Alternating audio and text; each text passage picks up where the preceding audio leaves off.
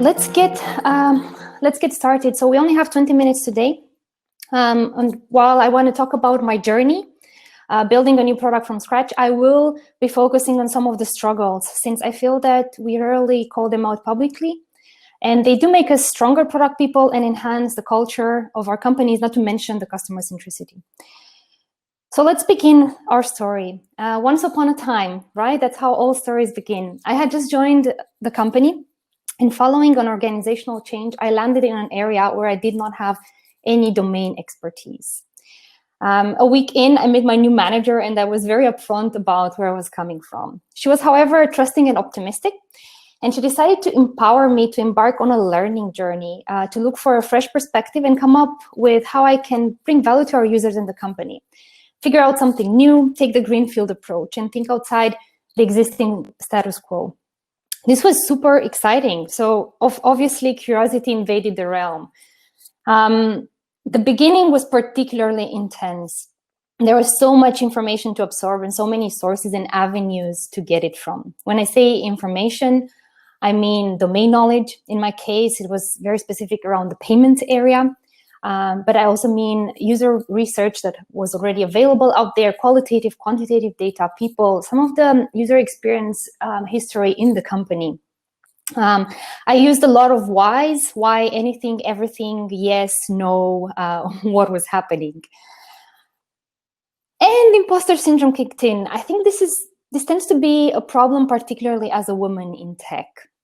I made myself look as if I was uncertain or I was not confident enough, maybe not strong enough, due to the cautious approach that this imposter syndrome triggered for me. Of course, I was excited, but I also felt a fear of failure, and it took me a while until I realized that that was okay. What I had to do was step back, do some internal reflection, get to know myself better, and define my compass. Another word of warning here: if you don't sound confident, people will doubt your skills. That's a sad reality. Okay, so let's do this, right? Product discovery time. If you've been working as a PM for a while, you're probably going to say, yes, we know all about the tools and processes and all of that. But do let me summarize some of them briefly. You gather the cross-functional group of people. You look at an opportunity tree. If you don't follow Teresa Torres, I highly recommend you do. You do a design sprint, qualitative, quantitative research, which includes testing, user testing, surveys, A/B tests. How might we answering all of these questions? So, in a nutshell, validate those hypotheses to make sure that we understand the market, the users, the costs, the risks. Me and the team, because as I mentioned, this takes a lot of effort and a lot of people have to be part of it, made sure we cover our bases. And it turns out that something new was taking shape, and it was transforming our in-person meetup core business and expanding it to a bigger footprint, one where we have facilitated transactions, remote ones. Mind our biases. This is a super important one. So we're putting some serious cognitive load on some of our users, and we're convinced it was super intuitive, but remember that this was new to them. And our users do not like to read information on a screen or a page, nor were they paying attention to our various attempts to tell them about next steps. This was something that we had to change and try different approaches to so many times. On the product side, you may love the idea because you're excited and you're invested and you're thinking, oh my God, this has such an amazing potential. But be careful about it. Be careful about the hypothesis that you test. This might not be the last one that you do have to test, and it may be that you build on certain ideas and hypotheses, or it may be that you have to discard them and really move on. An example that I like to bring to emphasize this, some users in user testing were going through the flow without understanding it. So they had their eyes on the prize, build this castle, get it done super fast, and there we go, success, right? That doesn't mean that they would have used it in real life. They were, after all, in a user testing session, so they might even think about not hurting our feelings and so on. So do make sure to unpack the different steps. That's super important. And never, ever blame it on the users or take the easy way out saying, oh, it's just one or two people. You really have to pay attention and work through these things. Okay, so this is the part that you might have encountered more frequently. I want to talk about the moment when the first internal storm hit. In my team's happy product discovery bubble, I thought that by doing things the right way, stakeholders and colleagues will buy into the vision and what we're trying to solve and achieve. Turns out that we were, as I mentioned previously, staring at something that was perceived as a huge change. We knew it was change, but this was apparently a huge one. It was a change in direction, something different than what had made the company successful up to the present day. And a good amount of people took panic and fear as their first reaction. It was becoming real. It was no longer a mood shot. It went to roof shot. It went to palpable reality. So of course, everybody's fears and insecurities and worries about how this might affect them kicked in. The aha moment here is that change, we expect it to be hard, but we do not have a sense about how hard it will actually be. Value for the user backed by data and rigorous research is not enough. A strong sense of empathy and understanding, both the users, but also where the internal stakeholders and collaborators in your company are coming from is super important. Don't assume, ask and analyze. And so another anecdote that I want to share here, without a sense of real urgency, people will choose comfort and formed habits over taking a risk towards the future. And when I mean people, I mean your users, but I also mean your collaborators, team, internal stakeholders. In our case, right now we're living through a pandemic, right? So of course, with social distancing measures in place, we cannot think of doing any sort of in-person trade. We cannot meet strangers. We can barely meet our families and friends. And this kind of approach of offering an alternative to the in-person meetup makes perfect sense, and it's super important. But if you go back a couple of years, this was not the case then. So there was no real sense of urgency that this might be necessary. We had to work quite a bit to get this off the ground and also to move past the first storm. Good news is that we reached a place where we're in this ship together. It takes time, and we kept updating our approach and framing the arguments in multiple different ways to get people on board. We made sure to position the product as an extension and not as a replacement or a threat to the current experience. This builds a lot of resilience. And in the end, we're all humans, so it's important that we are mindful of this. And if you ever are put in this kind of situation, to make sure that you are careful about and aware of egos, maybe agendas, particularly loud voices, and how to navigate around them. They don't come from a place of bad intentions, but they can have serious consequences if you leave them unchecked and unknown. In my case, it was exactly like that. I had to dig a lot deeper to understand why certain fears and concerns inside the organization, because we're no longer a startup, right? We're coming, and what exactly was the biggest barrier for people to get on board? And in the end, it happened. We got in that ship together. And things started picking up again. They did get better after the first few storms and failures. This doesn't mean that we stopped facing challenges. I want to be very clear about it. It means that we became a lot stronger at facing the challenges together. It may also sound cliche, but it's super important to have the different perspective and to have people sharing and voicing their concerns and also supporting your effort in the direction that you're going. The end? No, definitely not. It's when you think about stories and how we present them and how we think about the experience that we've been through, we might say, okay, and at some point everything ends. Well, no, in product, things do not end. You learn, iterate, and repeat. That's the reality. I think when we embark on a mission and we have this awesome opportunity to build a new product or even a new feature or build something and make a change for the better in the world, we think that we're going to go down the road and we're going to have some highs, some ups and downs, as you can see in the picture on the left side. Like there's a road with ups and downs, but like the road keeps going.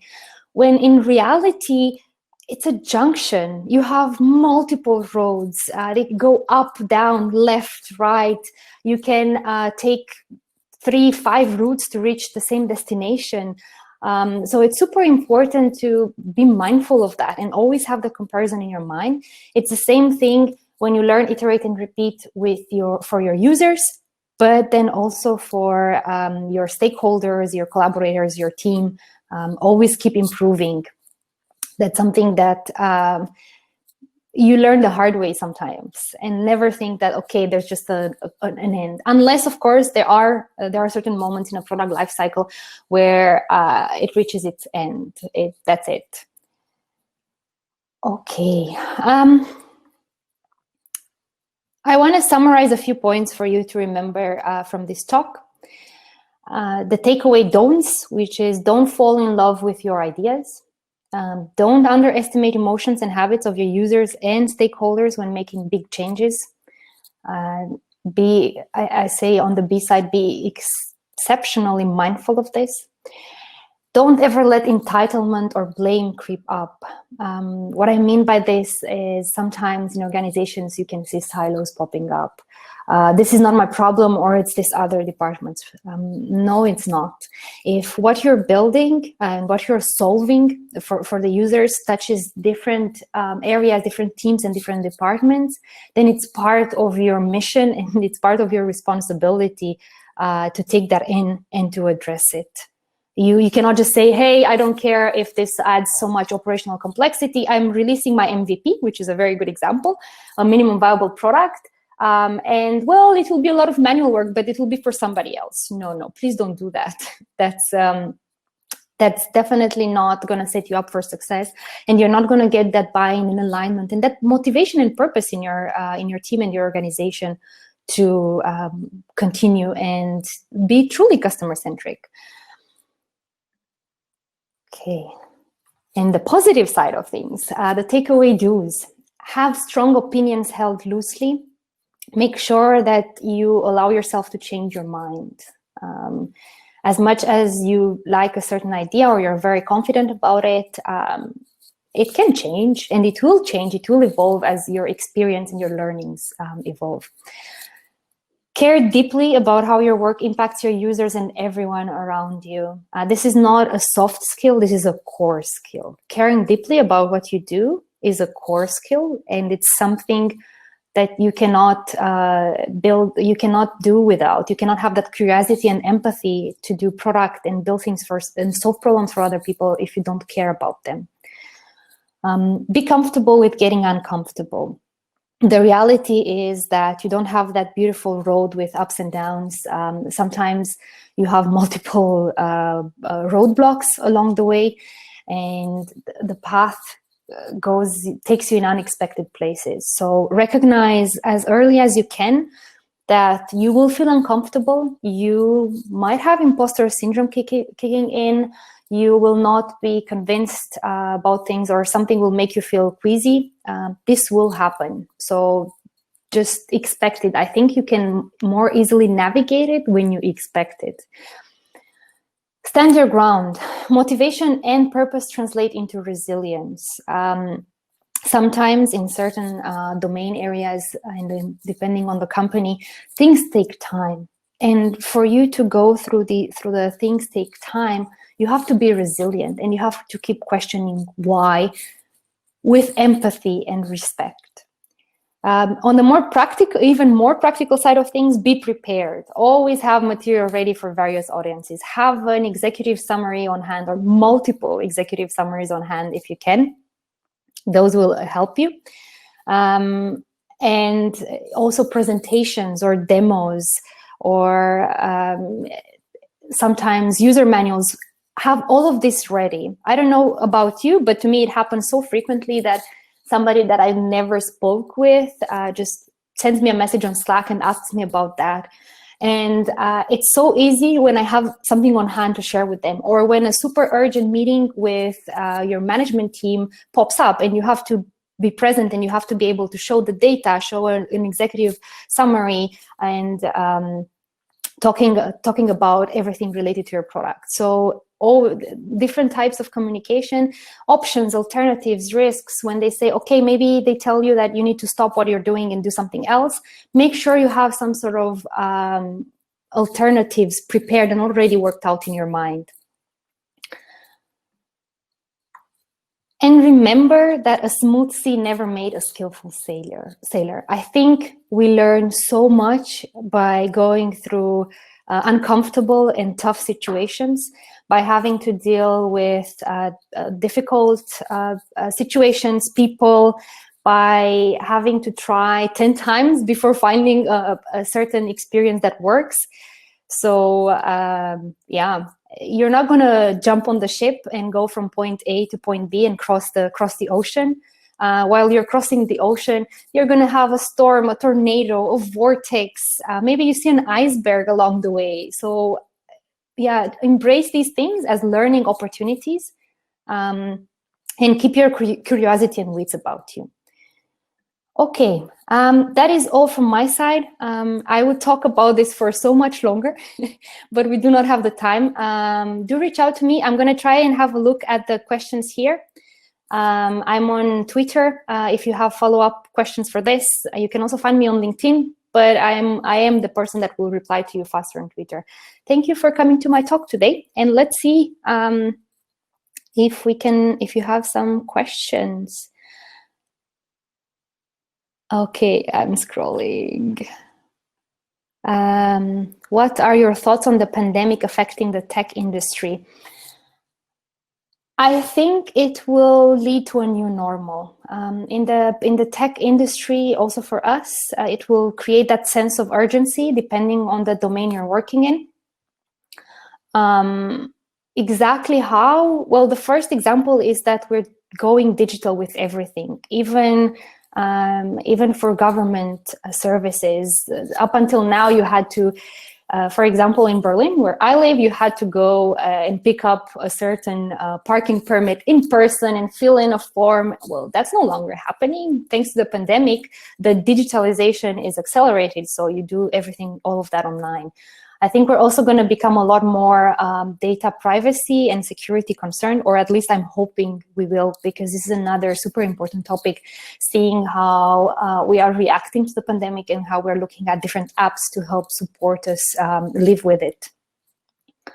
Hopefully that answers. Okay, I don't think we have additional question. How to prove your value as a product manager in a selective process for a new job? Have examples on hand all the time. Be prepared to back up everything that you're saying. So don't only say product discovery, but say, did this with this exact example from your past experience, and this is how it panned out and worked. Prepare structure to make sure that your points come across. And yeah, those would be my initial points.